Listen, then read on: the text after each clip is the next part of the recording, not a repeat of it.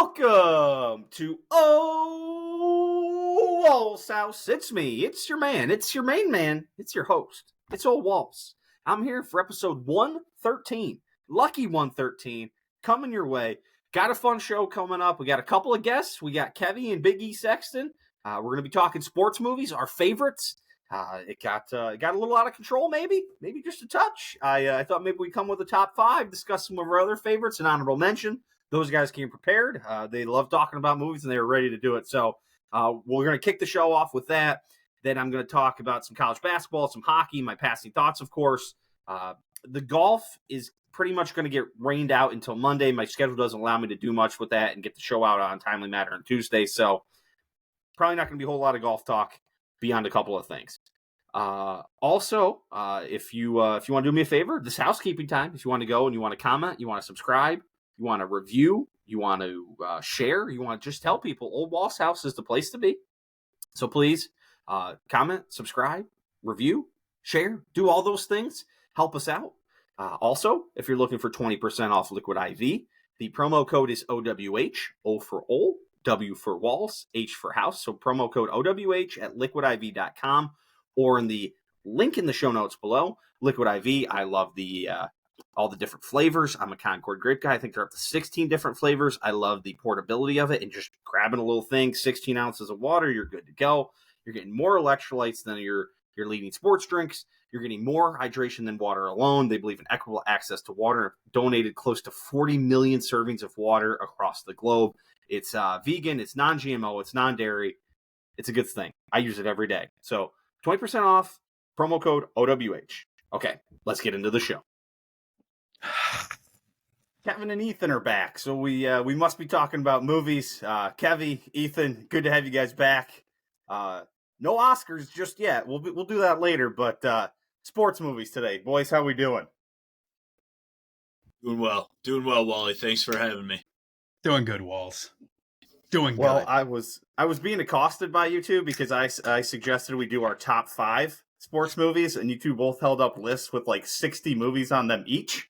I got a spreadsheet, man. I got categories on categories, and I got a top 5 followed by the 10, followed by 2 honorable mentions, and then comedy and docs also deserve their own categories. I don't think you can mix them in. I didn't even think about documentaries. Yeah, there's a lot of really fucking good sports docs. That is true. I mean, in fairness, Wally, you didn't really give us any guidelines, so no. You know. I mean, do I ever? I had to sort of like answer my own question, like, what is a sports movie? That's way too bright. That's better. There you go. Yeah, so do you guys want to do it? Do you have a top 5, Ethan? Kevin has a top 5, apparently. I mean, I could probably come up with one pretty quick. I just have movies divided into category by sport. Football, baseball, let's basketball. Do a top 5 then. Let's do a top 5. What were all your categories? I'll see if you missed any categories that I included, because I too have. I have football, baseball, basketball, boxing, hockey, combat sports. Yep. Random, off-brand sports. I have 1 auto racing movie and 2 golf movies. Days of Thunder? I got 4 golf movies, and I got a ton of racing movies, but I didn't just do stock car. Like, I put Breaking Away, Chariots of Fire, Days of Thunder, Fastest Indian, Ferrari, Hidalgo, all technically racing movies. Days of Thunder, fucking Talladega Nights. There's a lot of racing movies. That's fair. The only racing movie I put was Ford versus Ferrari, so... That's a good fucking movie. It is a good movie, but we don't need to spend that much time on the racing, probably. I had 3 tennis movies, 2 bowling movies, 5 wrestling movies, a couple of soccer movies. I have a bowling movie and 2 wrestling movies as well. Is Ready to Rumble in either of the wrestling movies? Oh, yeah. It's in my category. It wouldn't go in my top anything, but it deserves a mention. I love Ready to Rumble. My wrestling movie is awful, but I love it. Have you seen that Indian movie, Dangle? Nope. It's Bollywood. It's great. It's worth a watch. You especially would probably dig it. It's amateur wrestling, but it's in India. Good time. Iron Claw. Hell yeah. Saw it together. Yeah. Foxcatcher, Nacho Libre, Ready to Rumble, and The Wrestler. Pretty fucking stacked list, honestly. Yeah. All right, sorry, yeah. Top 5 overall. Who's Kick it off, Kev. I think the number 1 is Rocky. I was going to start at 5, but I think the greatest sports movie ever made is Rocky. Well, we'll put it on the list for you. Yeah, sorry.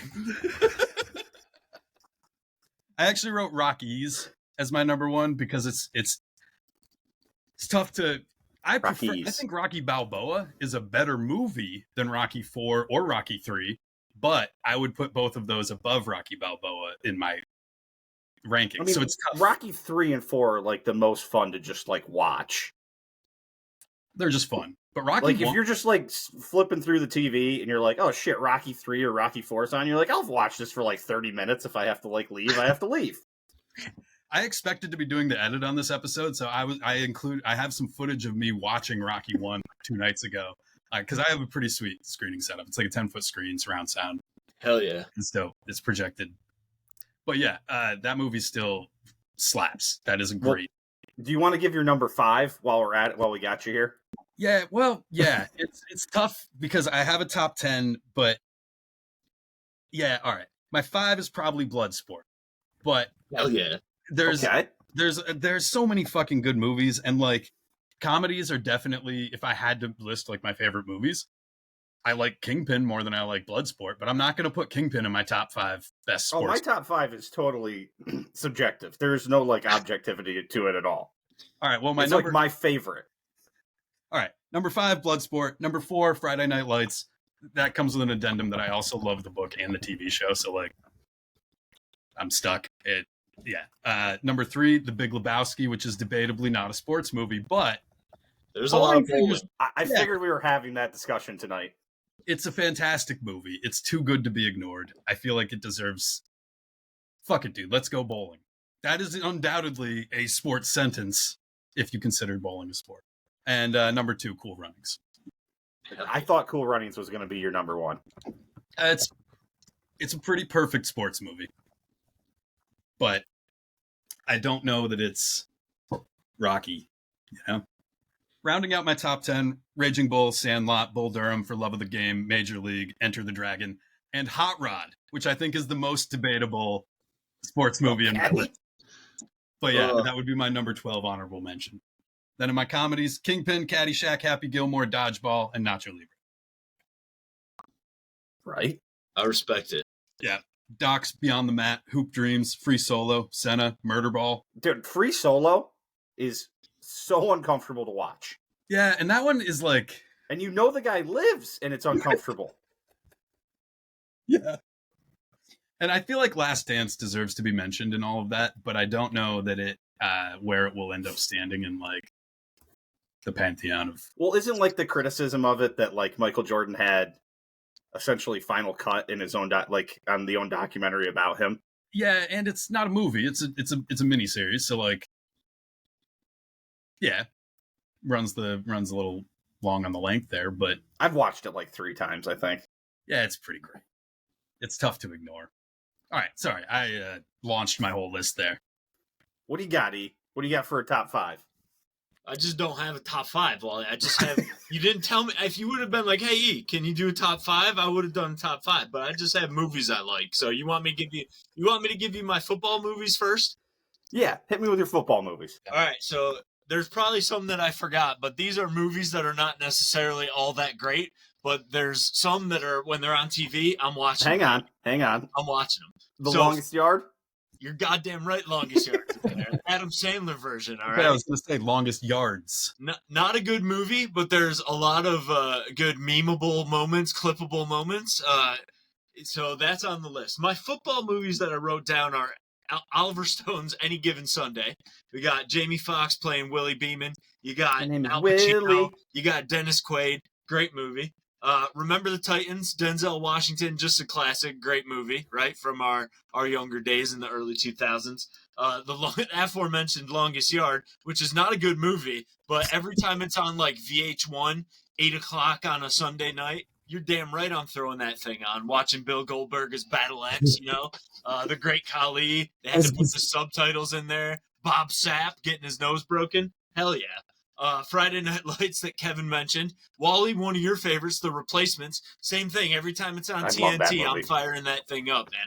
I'm ready to watch it. My favorite part of The Replacements is when Gruff Shane Falco pulls the field goal from Gruff at the end.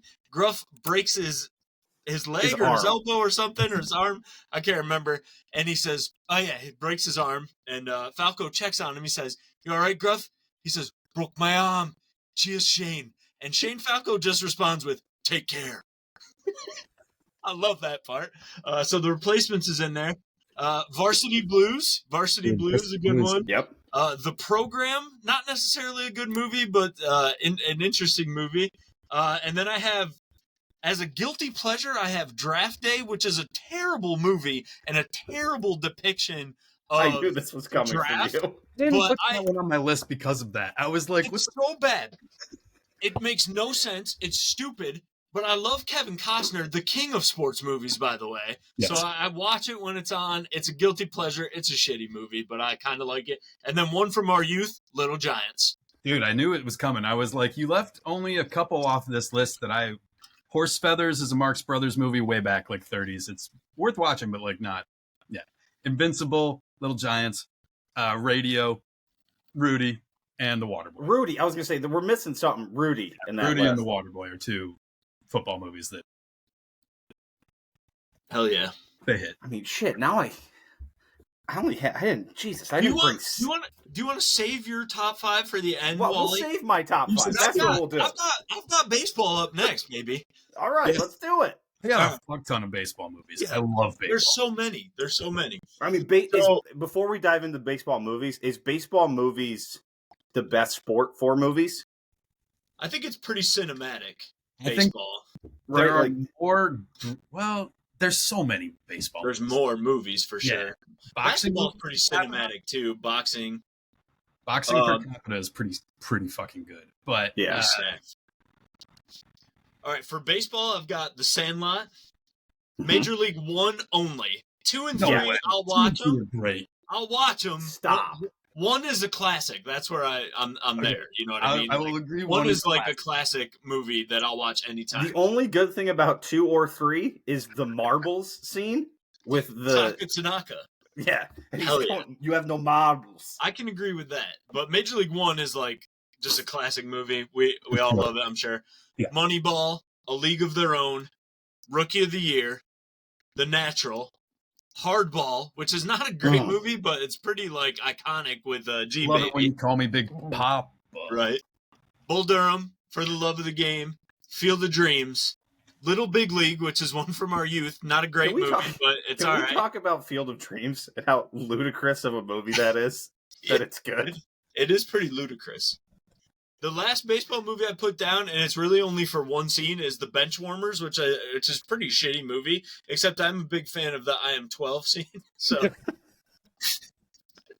I liked Benchwarmers. That was during that weird Happy Madison phase where they were just pumping out movies. And you're like, get them out, man.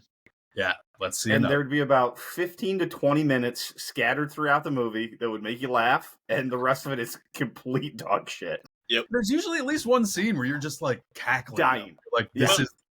It's the I Am 12. The I Am 12 scene in Benchwarmers for me. When that guy hits a home run, Gasolina starts playing, and he runs around the field with a Puerto Rican flag. Just that is cinema, baby. It's brilliant. Yes, it's so funny. I'll fire that up on YouTube every now and then just to get some laughs. You know. I'll just list I wrote down every baseball movie I could think of. I'm definitely going to list the ones you just listed. But Angels in the Outfield, Bad News Bears, that Bash Brothers Lonely Island movie that came out a couple years ago. I loved it, but yeah. Benchwarmers. You guys ever see Bingo Long, the Traveling All-Stars? That's with like Billy D. Williams and James Earl Jones. So it's like Star Wars before Star Wars. They play Negro League players. It is like an outstanding movie. It's from like 1972. Okay. Pretty paced like the 70s, but it's really good. Bull Durham, Fever Pitch, Field of Dreams, For Love of the Ball, For Love of the Game, Hardball, League of Their Own, Major League 1 through 3, Moneyball, Mr. 3000. Not a great baseball movie, but Bernie Mac. Yeah. Mr. Baseball, shockingly good baseball movie. The Natural, The Rookie of the Year. And I actually think Sandlot 2 deserves some cred. Sandlot 1 is... think I've Good. ever seen Sandlot 2. I don't think It's I not have good, either, but unfortunately. Did you name Rookie of the Year, E? I forgot to put Rookie I of the did. Year on a lot of my stuff. I did have Rookie of the Year in there. That's just one from our childhood that But I only stayed. have about 12 movies, not 77. So Just throwing some stuff at you, you know? yeah. I think For So- Love of the Game is my favorite baseball movie, but I also am a Sam Raimi stan. So like, I love that movie too. I love the way. So I don't. Brandon the- Carr was a big fan of John C. Reilly's speech to him at the end of the game. Yeah, So we watched that a lot on YouTube in college. it's a good movie. The We don't baseball suck right scenes, now, Chappie. the baseball scenes are really phenomenal in that movie. I could do without some of the Kelly Preston stuff, but you know they had to get the romance element, and I get that. I like that movie a lot too. Sam All Raimi right. is the best dude. Zombies and baseball. Yeah, he's So he's, what are we? So we he's done. good. So that we got basketball, hockey. I got basketball. I got quite a few for basketball, and then my lists get progressively smaller as we All right, get let's to do the that. lesser sports, if you will. So for basketball, I got Love and Basketball. This is a movie that they did on the Rewatchables, which is one of my favorite podcasts. And I didn't think I was going to be that into the movie, so I kind of left it towards the end of the list for a long time. I love that movie. It was really good. I really liked Hustle with Adam Sandler from a couple years ago. Hoosiers is a classic. Teen Wolf, Michael J. Fox, let's go. That's a basketball movie, right? Above the Rim with Tupac. Space Jam, iconic, right? Mm-hmm. Blue Chips, Nick Nolte, Shaq, you know? Some illegal recruiting going on. So fucking Blue Chips, directed by William Friedkin. Friedkin, who did The Exorcist. Yep. So that's a good one. Crazy. He Got Game, Spike Lee, Denzel Washington, Ray Allen. Give me that all day.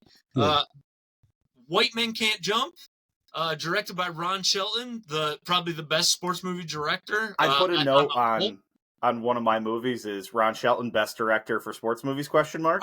He's probably got the best resume of just sports movies. Like, he's great. And then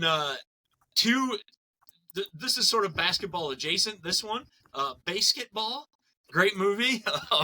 And then Wally. Yeah, that probably deserves to be in the other category. And then Wally, I need a ruling on this one. Is Grown Ups a basketball movie? If you do this, do the sound for me. I can't, man. I Come can't. on. It's too good, man. We got a little as the crew's walking up to take on their high school nemesis. I don't think it's a basketball movie, but there is a basketball scene. That movie, pretty bad pushing movie. it to call that a Pretty bad movie, but I'll watch it anytime it's on TV. Gladly. So I have a great grown-up story. I had come to Wisconsin for a summer at what the year Grown Ups came out in 2010, and Grown Ups was in the movie theaters the same time as Inception. All right. And my brother's wife talked us into going to Grown Ups instead of Inception. So instead of seeing Inception in the theaters, I saw it like a year later on a shitty TV that still had a back to it. Yeah, you probably did the reverse of that. Yeah. I stand with your sister-in-law on this one. What ones you miss? Air, Air, Coach Carter, Glory Road, Semi-Pro, The Way Back, and When We Were Kings. Dark horse here. The Air Up There. Okay. Ooh, Kevin Bacon. Yeah, that is a good movie. Goes to recruit the guy from the African country. I don't know which, but never seen it. Never seen it. All right, boxing movies. Rocky, obviously, all of them except 5. 5 can fuck off. 5 sucks. But 5 may have the best line, the best scene in the entire film. That's my ring's outside. Or touch me, I'll sue. Sue me for Sue what? me for what? Rocky. I also am big on Creed. I think they've gotten progressively worse, but I like all 3 movies, and I think I boycotted 3 because they got rid of Stallone. Yeah, I think the first one's pretty phenomenal, though. First one's pretty good. I just watched it last week. Great movie. And then Cold Weather Tour, huh? Yeah, exactly. That's why I watched it. And then I had Raging Bull, which is just a classic, iconic Scorsese film with De Niro. Just a great movie. If you watch Rocky and Raging Bull back to back, Raging Bull's a better movie. But if you just let yourself be in it, Rocky's great. We no arguing Rocky, and then The Fighter. Good movie. Yeah. Kevin, that was you don't like The Fighter, by the sounds of that. I have weird relationships with The Fighter and Teen Wolf because I worked for the companies that made those shows. So I got baggage. Mm. I like them. I had some difficult months while in their employ. Fair. All right, and then segueing into combat sports movies. Oh, we missed $1 Million Baby, Ali, and The Hammer. Okay, so $1 Million Baby, I like that movie. I'm not sure I'll ever watch it again in my life. It's a tough hang, but it is a really good movie. It's one of those, it's like, I always say Requiem for a Dream is a movie that I saw once, and I never want to watch it again. Perfect movie. You nailed it. I'm out. I never want to watch it again. Just a tough hang. Doesn't mean it's a bad movie, but just a tough hang. Yeah. So this is like wrestling, MMA, karate. We talked about Iron Claw, great movie from last year. Recommend it to anyone. Don't turn your nose up at it just because it's a pro wrestling movie. It was great. I loved it. Kevin loved it. We don't have to defend pro wrestling here. No, this is a pro wrestling channel, man. Just saying for the snobs out there, don't turn your nose up at it just because it's about a pro wrestling family. Warrior with Tom Hardy and Joel Edgerton and Nick Nolte again as their dad. Yes. Can we talk about how in Warrior they fight like 7 matches in one day? Yes. This movie's ridiculous, but I like it. And Brian Callen is the announcer. Yep. Might be Tom Hardy's most insane accent work when he hurts his arm in the final fight. Spoiler alert, sorry. We won't say who won. He hurts his arm in the final fight, and his brother is trying to tell him, you don't have to do this. And Tom Hardy's just in the corner going, right, come on, bring it on, ring a bell. Insane, just from the master of insane accent and voice work, Tom Hardy. Does Tom Hardy ever do a normal voice? I don't think so. He's Bane, he's... Black Hawk Down, is that like normal voice Tom Hardy? Maybe no, but then he's just doing an American accent. Dunkirk, maybe. I think he's not doing Dunkirk's about as close to natural as he's going to get. And then I have The Karate Kid. Yes. Honorable mention to Cobra Kai. And Vision Quest, which is a wrestling movie that is fairly unrealistic from the 80s, but it's one of the better like amateur wrestling movies.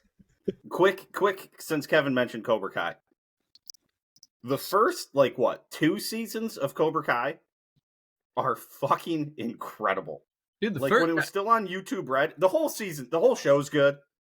But the first season and maybe the second are some of the greatest things I've ever watched in my life. I think the pilot if you come from the Karate Kid movies and you throw that pilot on, it's brilliant. When Johnny starts kicking the shit out of those teenagers, you're just like, this is my fuck. You're so, it's great. I love it. Brilliant. Right. What, you got any other combat ones? Other than Bloodsport, which you already talked about, I didn't put anything else down.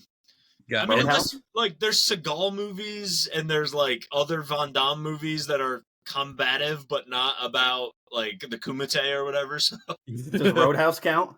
Roadhouse, I think, probably could have counted. Yeah, probably should have. Double Team, that movie with Jean-Claude Van Damme and Dennis Rodman, where they're getting back the jeans that were stolen, the denim jeans. Kevin, I love you, man. You told me to watch that. Might have been one of the worst movies I've ever seen in my life, but was it worth it? Yeah, kind of. And when Rodman rips the seat out of the car is brilliant, and then he's just sitting with his head poking up out of it because he's still too tall. So bad, dude.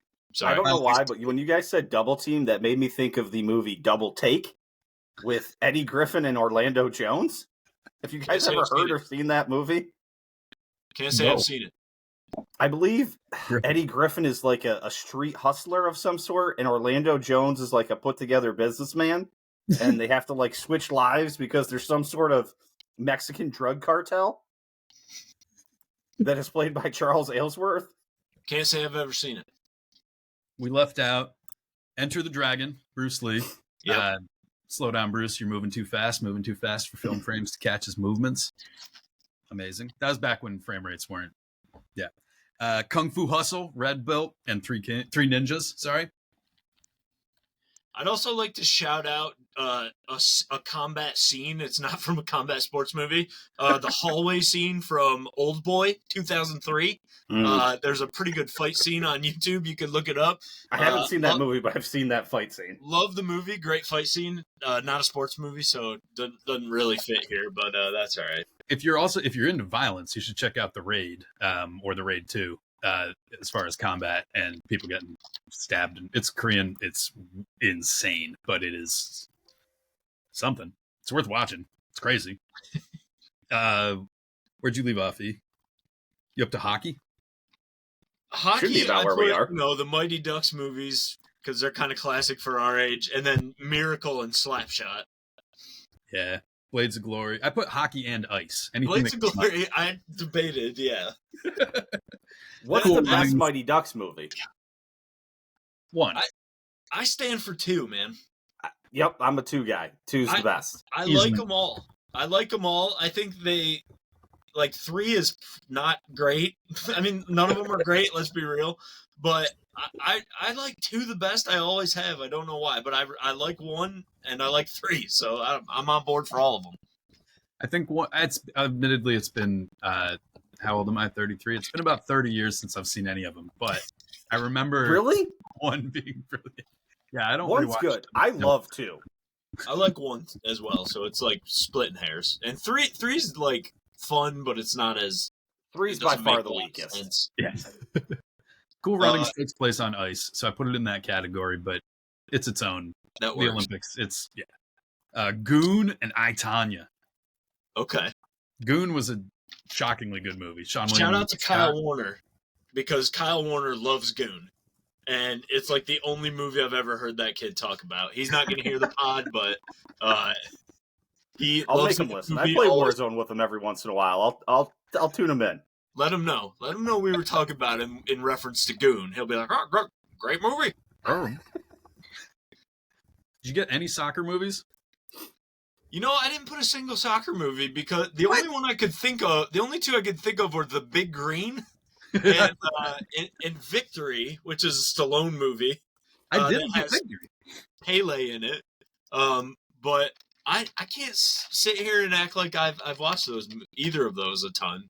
Oh, I put Bend It Like Beckham, Green Street Hooligans, which is another company I work for. Oh, that's a good one. Yeah, that's a good movie.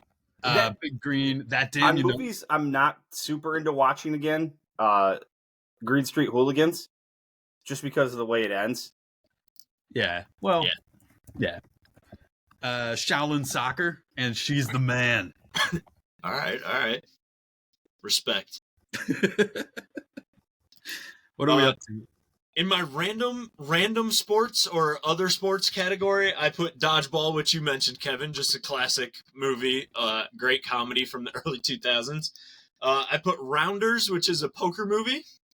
I put Kingpin, which you mentioned as well. Everything that Bill Murray does in that movie is hilarious to me. Dude, his approach, pouring sugar in the gas tank. His approach when he goes to roll the bowling ball is like, I love it. I die laughing every time. Great movie.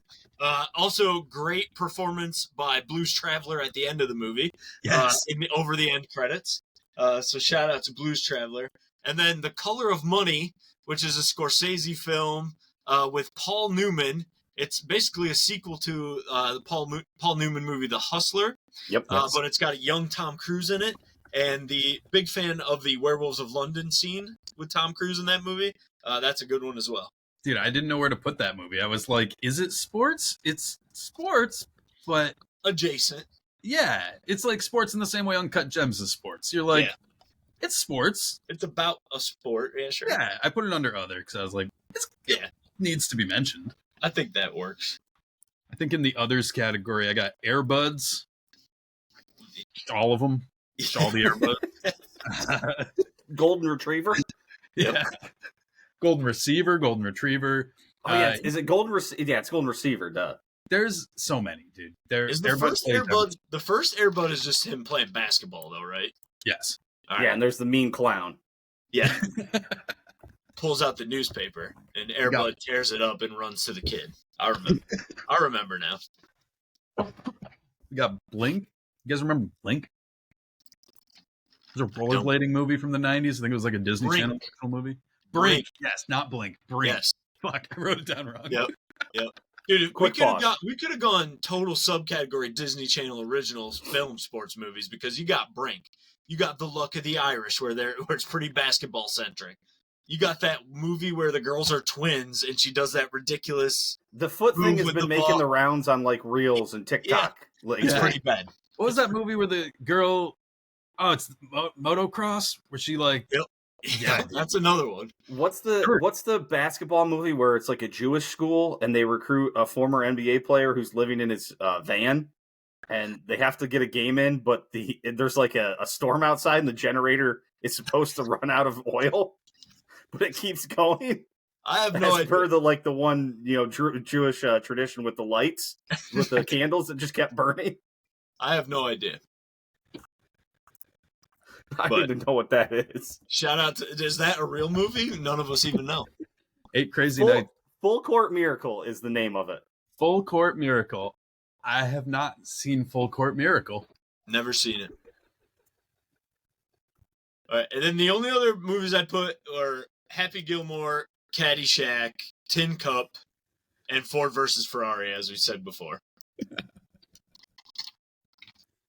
Let's see. What else did I have here? I got quite a few soccer movies. Or quite a few sports movies. That's like a cheerleading movie. Bring It On? Movie. Yeah. Endless Summer. It's a movie from the 60s that like largely inspired surf culture. It's like barely a movie. There's not really a narrative. It's just dudes hitting perfect waves for an hour. Point Break. There's a lot of surfing in that movie. Invictus, that rugby movie. Jerry Maguire, pretty much a sports Jerry movie. Maguire. Jerry Maguire should have been on. That's a good one. Lords of Dogtown, that skating movie from like the 90s. Good watch. The Ringer, Rollerball.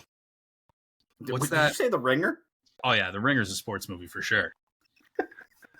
Whip It. What else? What we got here? Oh, racing. Breaking Away, Chariots of Fire, Days of Thunder, Fastest Indian, Ferrari, Ford versus Ferrari, Hidalgo, McFarland USA, Premium Rush, Seabiscuit, Talladega Nights, Tour de Pharmacy, and Without Limits. That movie's actually pretty fucking good. Prefontaine and Without Limits came out within 6 months of each other, and they're both about Steve Pre, and they're both pretty much solid. Tennis, 7 Days in Hell, King Richard. King Richard's good. Yeah. Wimbledon. The Billie Jean King movies is very funny. Yeah. What's the Billie Jean King movie with Steve Carell and Emma Stone? Isn't it just called like Battle of the Sexes or something? Yeah, I think that's what it is. I watched that on a plane one time. It was kept me interested on a 2.5 hour plane ride. I've never seen it, but let's see. Did I miss anything? Quick detour back to Airbud. Any guesses on how many Airbud movies there are? There's a lot. My guess is 13, but I don't know. I'm going to say like 7. There are 12. Damn, it was close. So close. 2 came out in 2009 alone. Wow. Space Buddies and Santa Buddies. All right, respect. That was preceded by this is the Air Buddies series that they were in. There's Air Buddies, Snow Buddies, Space Buddies, Santa Buddies, Spooky Buddies, Treasure Buddies, and Super Buddies. That's probably yeah. They probably ran their course, but whatever. They're like, name a genre, name it. Buddy can do it all. What can't this dog do? Show us. I think Buddy was in Killers of the Flower Moon. I'd love to see like Buddy Airbud, but with yellow jackets. Yellow jackets in the show. Did you see Anatomy of the Fall, Kevin? No, I still haven't seen it. It's one of my last Oscar movies I gotta check out. There's a dog in that movie, some quality dog acting. But anyways, we're approaching 35 minutes. Should we get your top 5, Wally? Yeah, we should get my top 5. You want me to? I even made a little presentation for us. I would love to see it. This is there's going to be a presentation. So we start off with Friday Night Lights. I mean, I was expecting like PowerPoint with a picture, maybe not just a 5. Nope. Friday Night Lights. Respect. Great football movie. Tim McGraw. His 4. I think was that his directorial or not his acting debut. I don't know, but he's really bad in one of my least favorite movies I've ever watched. I was going to say that movie was directed. Country Strong, so bad. That movie's pretty bad. Yes. All right. Moving on to number 4, Miracle. Good movie. Love Miracle. Yep. Beat Those Commie Bastards. Why'd you want to play college hockey? I think all the hockey players are actually hockey players, not actors, right? I think so, yeah. I think you're right. I'm not sure. Actually, I don't know if that's true, Wally. I do love Kurt Russell, though. Kurt Russell is great. He's fantastic. Number 3, Tin Cup, which is by far the best golf movie. Tin Cup is a way better golf movie than Caddyshack. Caddyshack is phenomenal, but Tin Cup is a much better golf movie. This raises that debate. Better golf movie, but what is a better movie? Caddyshack. But I would still rather watch Tin Cup. Ron Shelby. Rene Russo is looking. Where does the greatest game ever played into your golf pantheon? Does it fit? Straight up golf movies, probably number 2. Okay. But I'm watching Caddyshack before I watch it. There really aren't that many great golf movies. We've talked about this. There's not. No. Yeah. Now, Rene Russo, I got a feeling it might not be the last time we talk about her on this list. It won't be. I also think if Curb Your Right here she is again. Major League.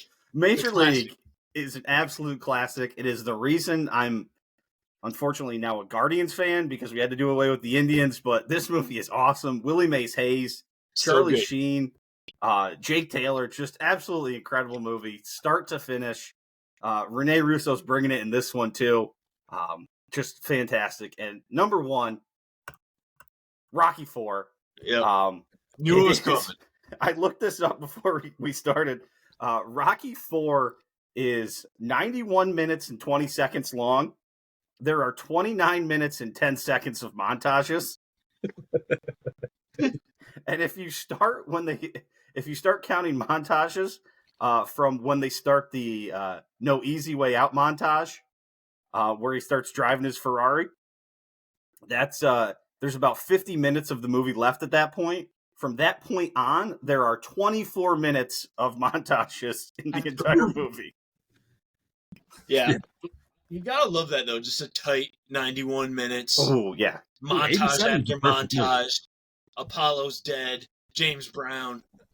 Rocky goes to Russia. Adrian shows up. They're in the ring. And all of a sudden, the entire state, Soviet Russia, is behind Rocky. He wins the Cold War in a boxing match. They move on from he Apollo leaves the being country dead with brain damage incredibly quickly. They Apollo sure is do. like a central figure in all 4 movies up to that point.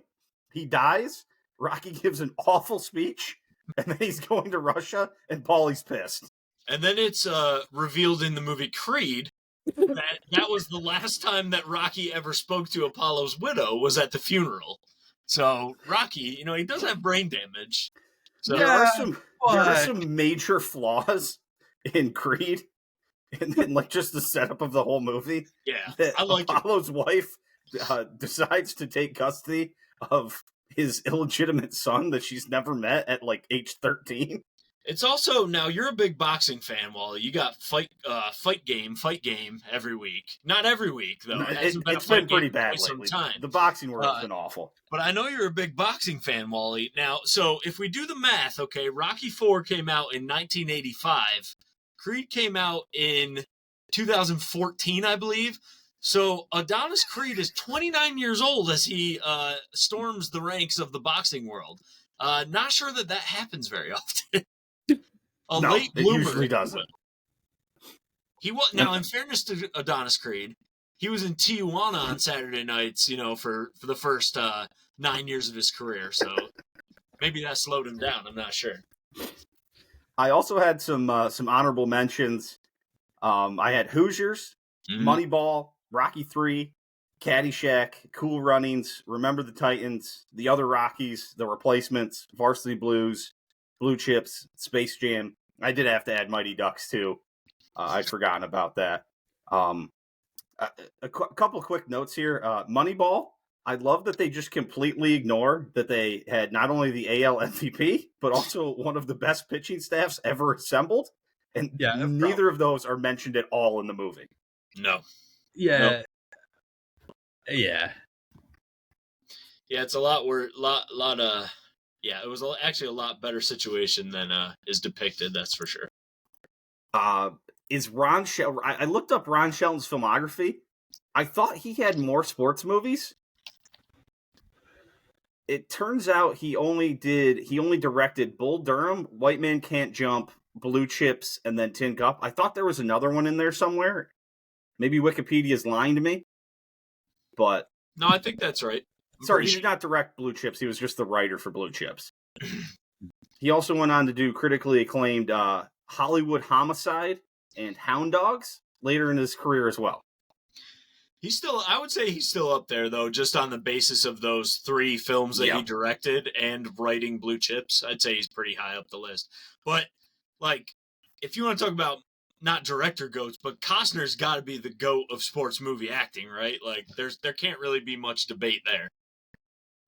Probably not, no, right? He's in so many sports movies. Stallone, yeah, but Stallone. We forgot about a big Stallone one here. Over the Top. Over the Top, yeah. And so Stallone's got Rocky, obviously, Creed, until the third one, Over the Top, and he's in Escape from Victory, which is that soccer movie from the 80s, where he is in a Nazi prison camp, and they play soccer and escape, basically. But I think it's got to be Kevin Costner, man. Costner just, too many sports movies really to stack up against anyone else, including some absolute classics like Bull Durham, Field of Dreams, Tin Cup that you talked about, Wally. I gotta look at the list, but I'm pretty sure John C. Reilly is in a surprising number of sports movies. I think you're right. Now that as soon as you said that, Costner's even in Draft Day, so Costner just one of the great actors of all time, though, too. So respect to Costner. What is John C. Reilly's filmography here? Can we find it? I know, I'm struggling. Here we go. John C. Reilly's He's in Days of Thunder, which he's in He's in For the Love of the Game as a catcher. Is Boogie Nights a sports movie? Because he's in that. Debatably, yep. He's in Talladega Nights.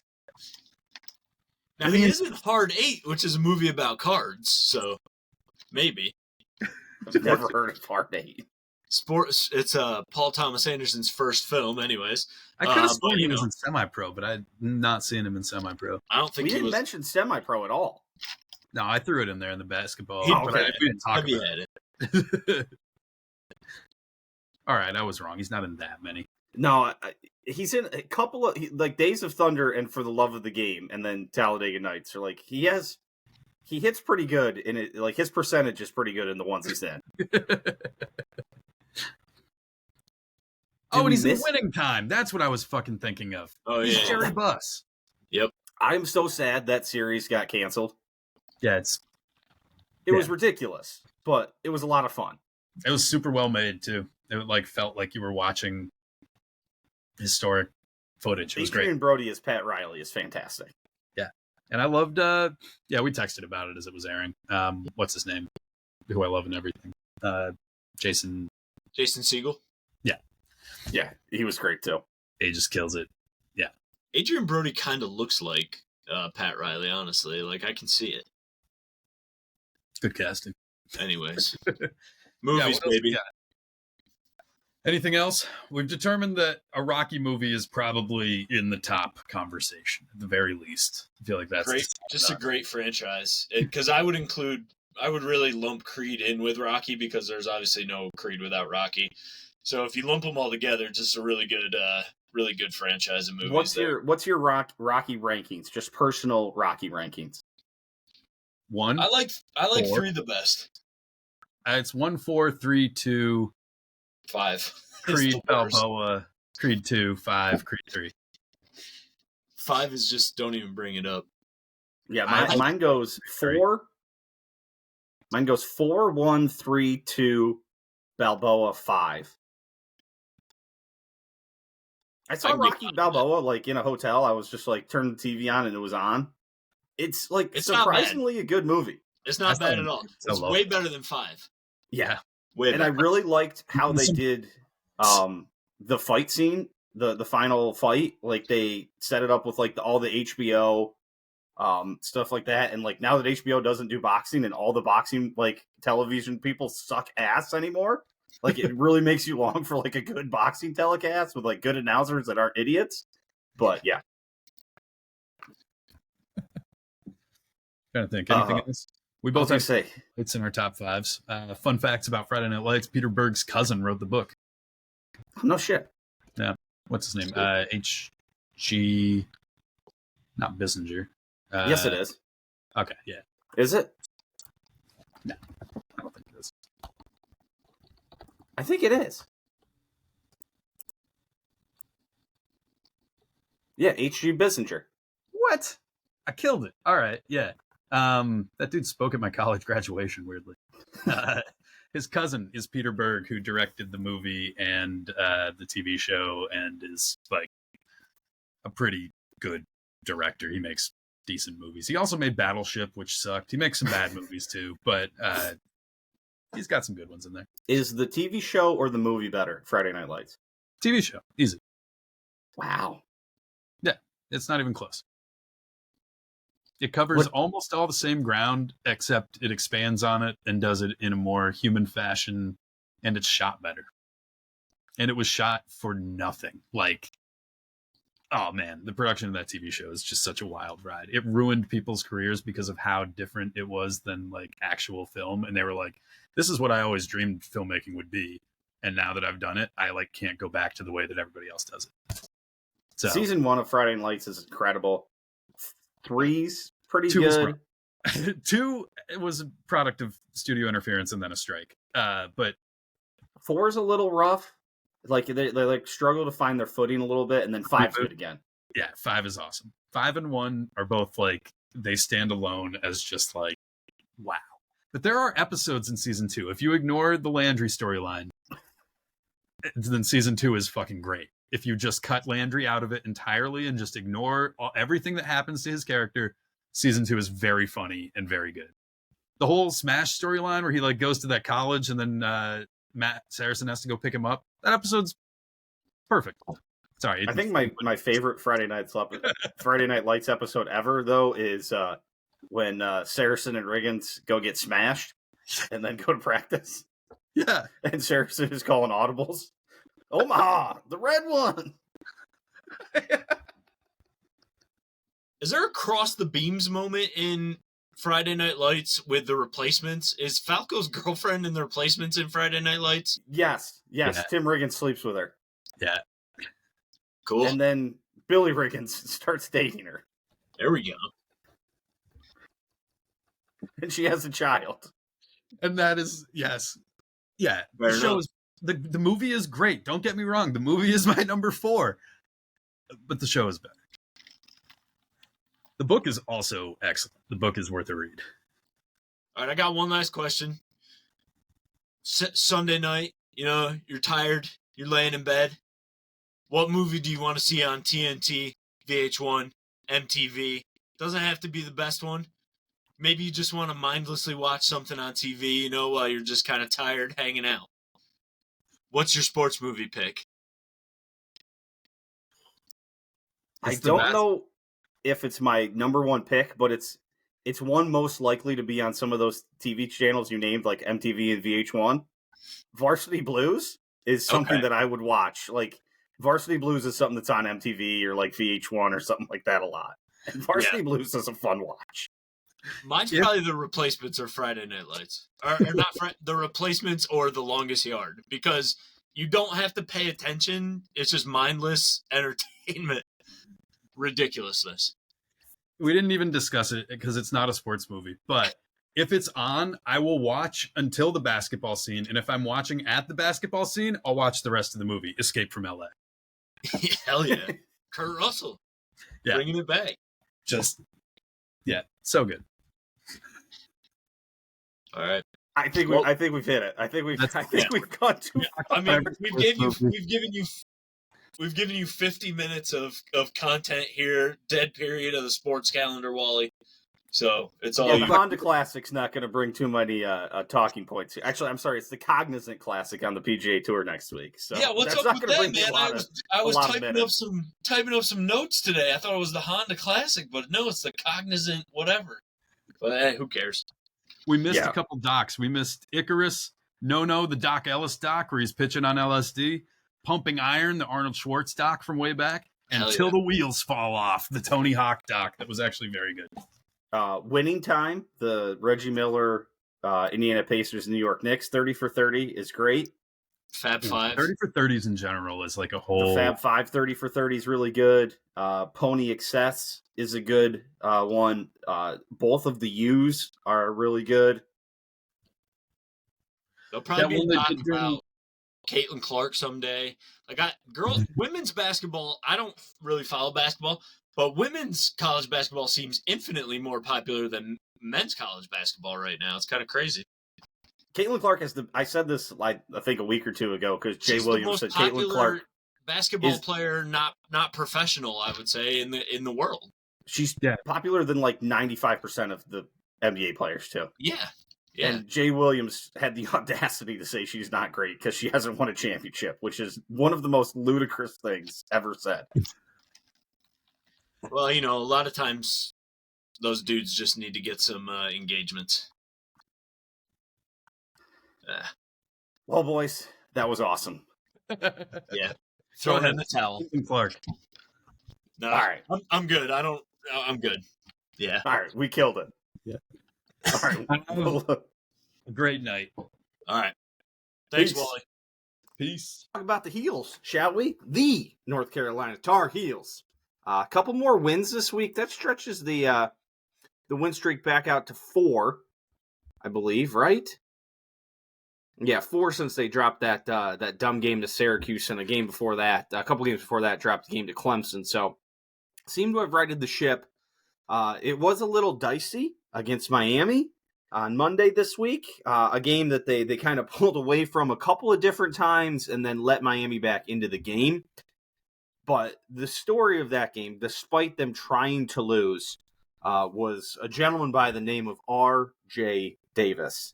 R.J. Davis had himself one of the best games maybe in North Carolina history, his best game of his career for sure. We're just going to read you the stat line, and just know that the stat line does not do the game justice. Everything he needed to do, he did. First of all, he scores 42 points. 42. Nobody else for the Heels scores over 9. Next leading scorer is Harrison Ingram with 8. Elliot Cadeau had 6. Cormac Ryan 7. Armando Baycott 5. He adds to that 6 rebounds. He tosses an assist in because, that's about all he could get from anybody else. But the most impressive thing, it looked efficient while I was watching the game. I didn't realize how efficient until I was just looking at the score line. Overall, 14 of 22 from the field. 14 of 22 for 63% from the field. 7 of 9 from the foul line. Actually, not much to write home about there for him. He's a very good foul shooter, and that comes out to about 77%. And that's below his average. So actually nothing to write home about there. 7 of 11 from downtown from 3. Adds 4 steals. Only turns it over twice. Only has 2 fouls.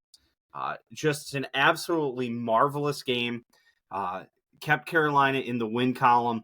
Just absolutely incredible. Just absolutely 100% incredible. He, almost single-handedly wins that game for him. It's just incredible. I don't know what else to say about it other than it's incredible. Saturday, NC State, a game that's back and forth, closer at points than it was. Carolina trails by 8 at halftime, but then a big second half. I think they led something like 6 or 7 at one point in the first half, and then ended up, trailing going into the second half. They get a big game from Harrison Ingram. He scores 22 points to go with his 6 rebounds. A little lighter on the scoring for RJ Davis, just 14 points, but a good win against a kind of a scrappy Wolfpack team who's, a rival, and they're looking to, take shots at the King in the ACC. So Carolina gets through its last couple games here before the final week of the season. They have 2 games coming up this week. They host Notre Dame on Tuesday night, and then they go to Duke on Saturday. So the game in Cameron Indoor Stadium. First of all, I think we all just need to say a big thank you, for the answered prayers for Kyle Filipowski after, a near season-ending injury, we were told. He was back on the court, windmill dunking it on Saturday afternoon as the Duke Blue Devils absolutely fucking lambasted the Virginia Cavaliers. Got to imagine that hurts Virginia's tournament stock. They're still 3rd in the ACC. Filipowski, 21 points for him, 7 rebounds, 2 assists, 3 steals, and a block. Never forget, this was almost, coming off a possible career-ending injury. His life was almost over. Cut down in his prime. A young man from Duke. However, did he survive? Amazing. Amazing.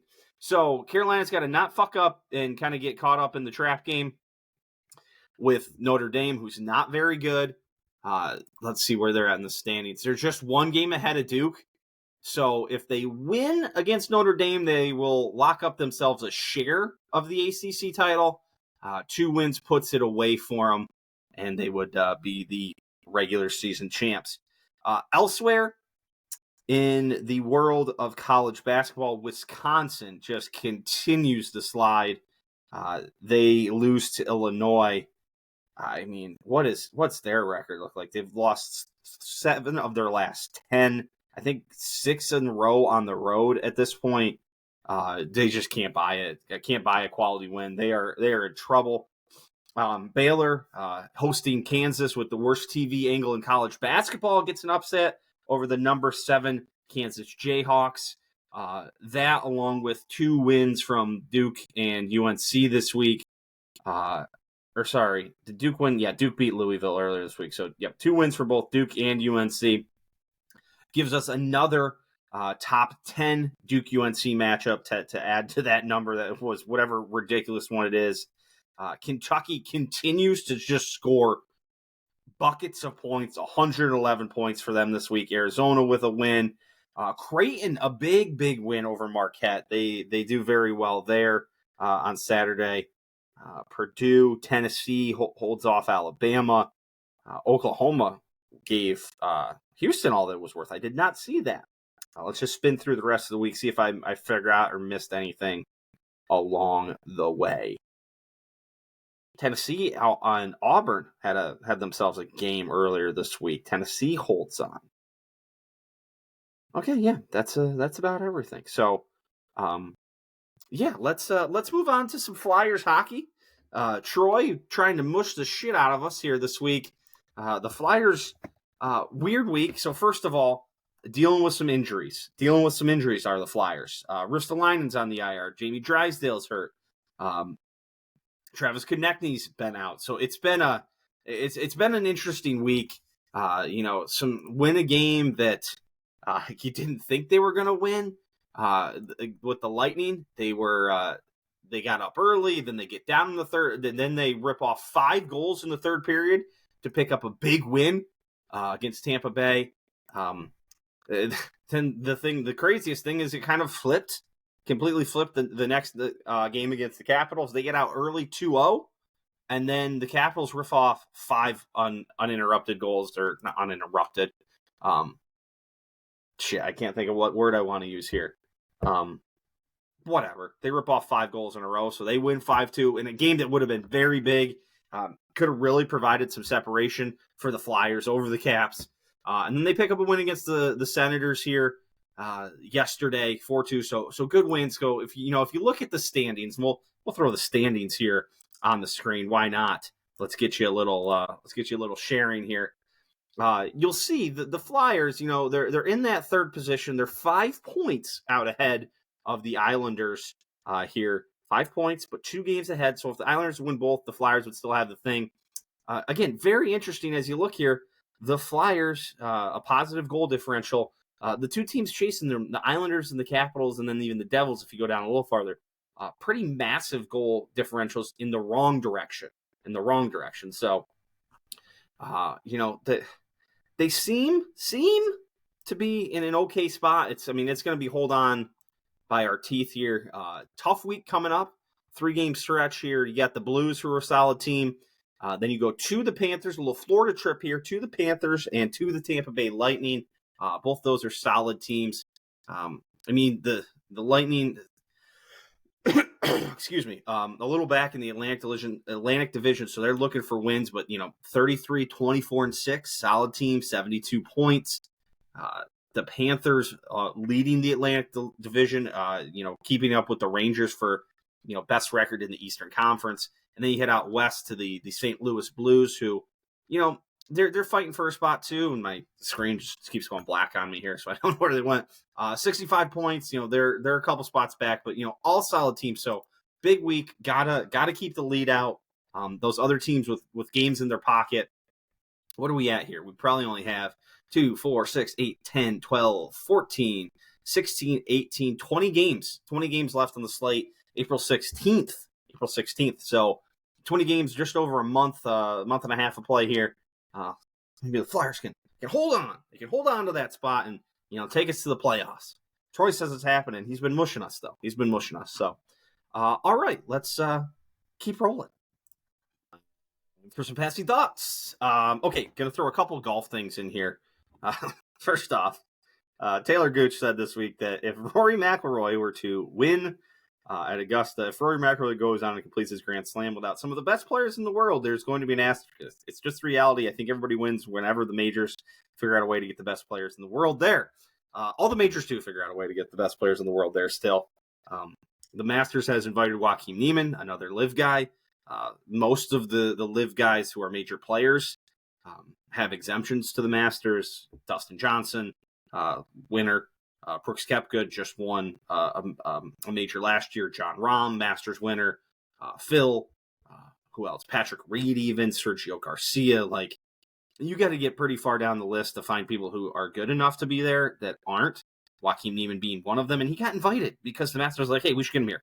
As far as the U.S. Open and British Open go, you can just go fucking qualify for him, Taylor. So, yeah.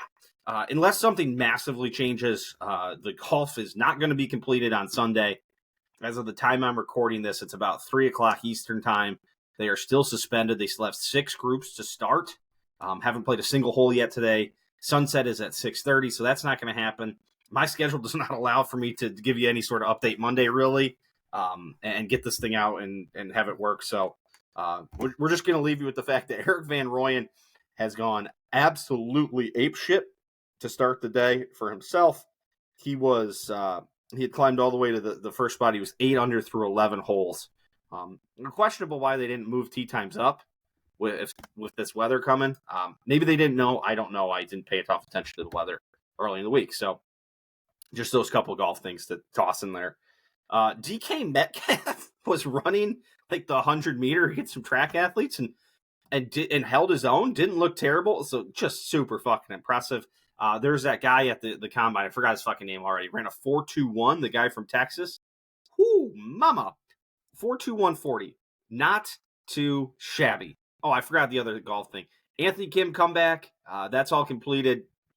He was over in Saudi Arabia for whatever tournament it was.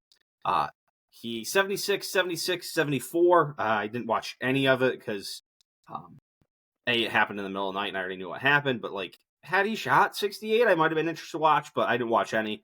Some of the things I've read, there were some better moments and he looked better each day. A weird lost golf ball on Saturday in the second round kind of maybe drove a score up. So 76-74, 76-76-74. He finishes in dead last. Really weird like hype video they made for him that finished with "Hello haters, I'm back." Very peculiar. Kyle Porter tweeted, "Nobody in golf has been more retrospectively beloved than Anthony Kim." I think that might be taking it a little bit too far, but Anthony Kim kind of had this like cult mythological, Anthony Kim, he was the guy in the Ryder Cup. He walked to the next green because he beat Sergio's ass so bad. He made 11 birdies in the Masters. Like, there was this like greatest missed opportunity with him. So I don't know. Anthony Kim's got a whole lot of haters, man. So whoever made that video, I think they're misreading it. Maybe it's just the whole live thing is they think everybody's a hater because their shit sucks. But yeah, so moving on. We'll get on to the rest of the passing thoughts here. Weather's weird, right? Sorry, Jerry Seinfeld joke. Hopefully that didn't go over everybody's head. The weather in Wisconsin has been absolutely absurd this week. Got up to 70 on Tuesday. By Wednesday morning when I walked the dog, it was 8 degrees with a 4-degree wind chill or something like that, or maybe it was like 12 with 4. It was something close to like a 50 to 60 degree drop in the feels like temperature. So just absolutely absurd. Have also been playing GTA 5 a little bit lately. Game still slaps. That game is 11 years old and it still slaps. And I don't think there's any sign on when GTA 6 is coming out. I know there's been like some teaser trailers. I don't even know if they're real. GTA 6 release date. It's expected in 2025. But I think we've heard that before. It's supposed to be in Vice City, so that's cool. Haven't been to Vice City in a while. So yeah, so GTA 5, still cool.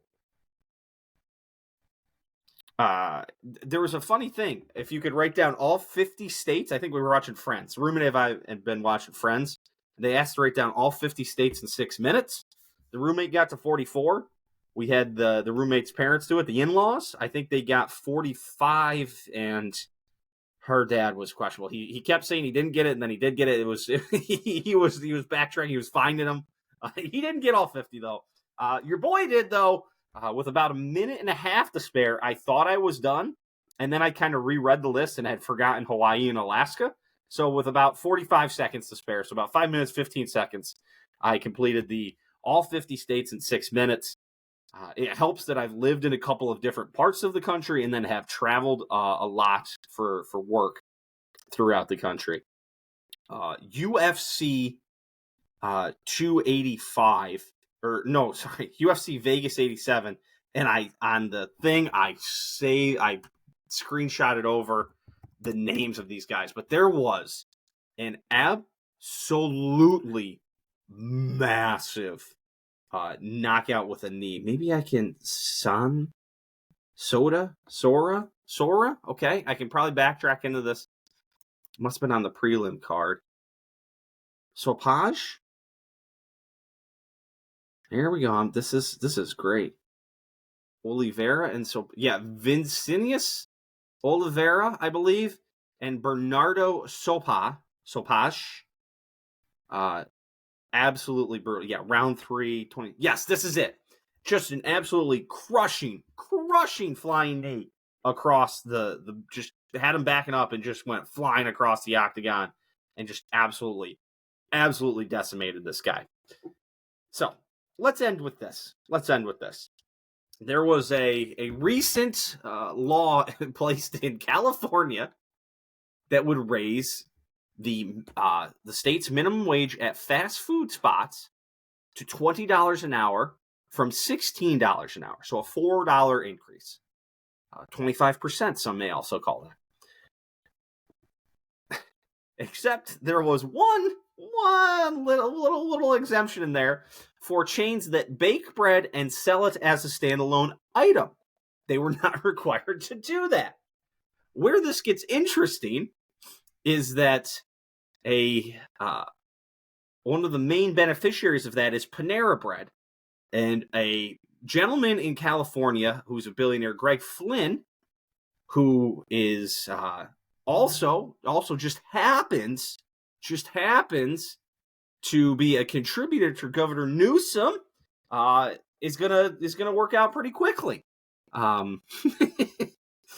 Just incredible. And Governor Newsom's, one of his answers, he told reporters last year that it came about as, quote, part of the sausage making, end quote, of politics. In response to detailed questions, Newsom's office says the wage law was the result of countless hours of negotiations with dozens of stakeholders over, I think it says 2 years. Yes, over 2 years, and will make a real difference for hundreds of Californians. Flynn, who has been involved in business dealings with Newsom, in addition to contributing to the governor's political campaigns, said in a brief conversation that he didn't play a role in crafting the bread exemption. He didn't respond to requests for the comment about his connections to Newsom. Of course you didn't. You guys fucking did it. You went, hang on, how can we fuck this one up? And the most amazing thing to me, I saw this and saw the bread exemption. I was like, what the fuck? Like, I was just interested in that. The most amazing part of this is that the explanation is part of the sausage making of politics. It's like, that's their excuse, is that, hey, when we make laws, we just fuck everybody unless you're, like, a contributor to us. Like, that's what he's saying, that, like, that's the sausage making. Don't let anybody see how things are made. Sausages and laws. That's where that saying comes from. He's just admitting, like, yeah, we fuck over whoever we want unless they're our buddies. But that was what he said. That's like a standard response from, like, a slick politician. Oh, goodness. All right, I think I'm done. Let's go wrap this up. Losing time, everybody. Just want to say thank you to everybody. I appreciate your support as always. So thank you. Fun show again today. Big thank you to Kevy and Ethan for coming on and filling some time in a dead spot in the calendar. It was especially going to be a dead spot because of this golf that I couldn't plan for. So thank you to those guys. That was a fun chat. Just thank you guys for watching. We're going to be back next week. We got more college basketball. We got Duke UNC coming up to react to. So fun week. We're inching into the NCAA tournament. We are going to be picking every game again this year. I'll have to fill out the roster for that to see who's going to be jumping in with us. I just appreciate you guys so much. I hope you're enjoying it. So we're back next week. Thank you to Kevy. Thank you to Ethan. Until next week. Peace.